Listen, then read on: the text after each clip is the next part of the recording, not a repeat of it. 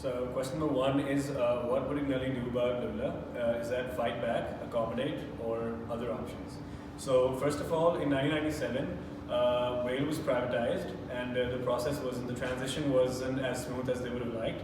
There were 130 lawsuits. There were street demonstrations that followed outside the stock exchange.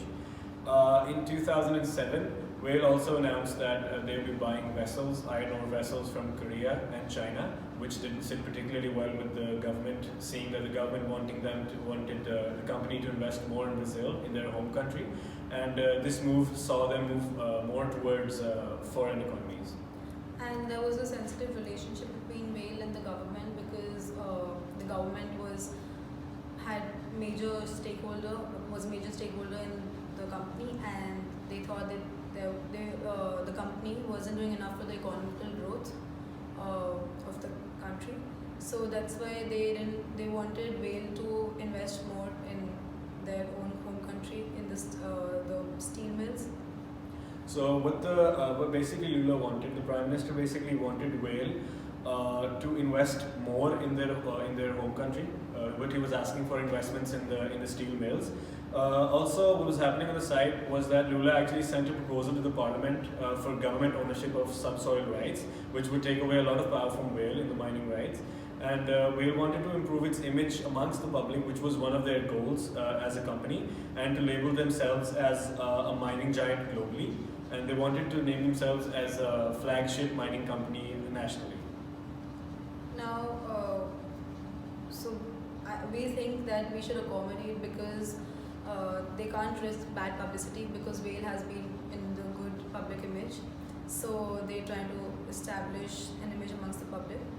And the government is a major stakeholder, and that could be a bad impact on the company if they don't invest in their own home country. Then the government is not going to help them, they're not going to support them, so that'll be a major problem for them. And plus we think that if they do end up falling in line with the government's plans, they do invest in their own country, this will help them achieve their social goals, which is to obviously establish their company name as a national company.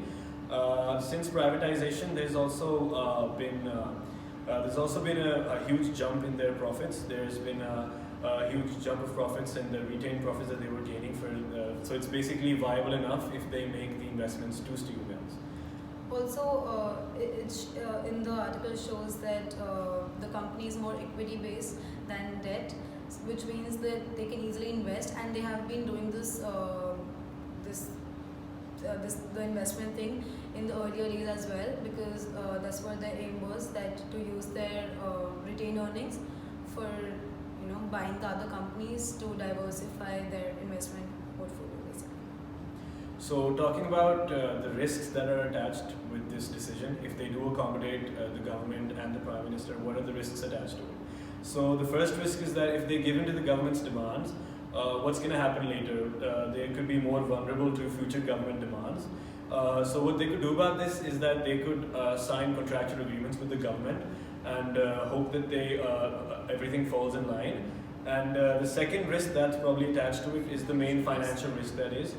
And so financial risk, because obviously if they diversify amongst the different steel mills and they do more investment, so this investment is also a social investment to improve domestic reputation and establish a national image, but they might not get that much profit and that much return in if they invest. So it can be a failure basically.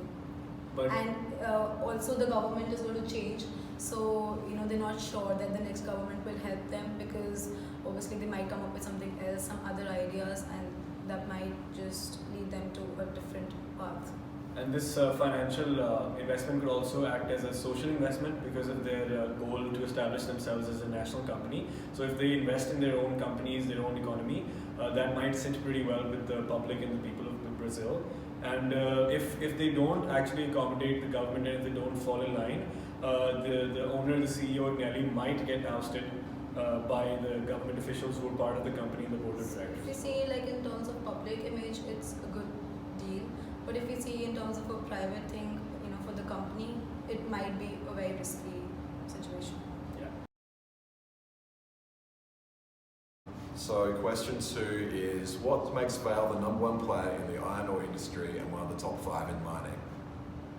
So Vale makes some of the highest grade iron ore in the world and makes the highest grade iron ore in Brazil. It extracts around 293 metric tons from Brazil annually, while the remainder of the Brazilian iron ore producers extracts only 62 metric tons collectively. So another point there is why it is one of the best iron ore industries is because of its technology and because of the open pit mines, together with the tightly run logistics behind their networking. It allows for them to export iron ore at a relatively low cost compared to a lot of other countries like Australia, which is their second biggest competitor. Vale has also shown historically it's had a strong faith in its diversification strategy, solidified through its empire building period, which allowed it to sort of project its expertise in world-class logistics and management structures, which has helped it maintain its status as one of the most dominant mining companies globally. It has also managed to maintain a strong relationship with the Chinese government at a time where other iron ore producers have fallen out of favour. What else could I say? Another factor that probably makes it one of the top 5 in terms of mining is because they're one of the largest producers of also copper, aluminium and coal, and this kind of makes them become one of the major international players in all of these markets. So not just focusing on iron ore, but they've gone external and gone to other mining industries. So what happens is obviously because mines do run out of their whatever they're producing Resources. Resources. Mining companies often rely on product diversification as a way for steady income and revenue and output, which makes them in one of the top 5 considering they have such a big investment in all of these other mining organisations, industries. Appendix. Question 3 reads, how should Agnella explain the purchase of China Max vessels to President Lula? So the Brazilian government believes that the planned acquisition of several China Max vessels not only reflects poorly on Vale's alleged commitment to Brazil's domestic economy and job markets, it comes at a time where the shipping industry had an oversupply of vessels, yet a 400,000 tonne vessel still cost around $1,440,000 per unit. However, Vale has good reason to believe it needs to take further control of the shipping process as part of a cost reduction strategy. China's growing influence in the global iron ore market, coupled with their decision to break away from signing long-term contracts with exporters in favour of relying on spot markets through frequently updated and changing agreements with exporters, consequently increase the cost of shipping and insurance being pushed onto exporters like Vale. This additionally upset the benchmark prices for minerals such as iron ore and allowed for other 2 major exporters of iron ore, Rio Tinto and BHP, to drastically lower their shipping costs in line with comparatively shorter export times. So now that these smaller and larger companies have insisted that the iron ore mining companies now cover the cost of shipping, this places Australia at a larger advantage because of their geographic location, because from Australia to Asia it does take less time, therefore will cost less. So increasing these shipping capabilities is a priority for Angeli and the company because these so-called China Max bulk ships have the capacity to therefore ship more, and this will help minimise the volatility of freight costs. So another side point that comes from this is buying these China bulk ships from China is a positive partnership between the 2 countries, and then also could be a strategic method in order to help and promote more business between the 2 countries.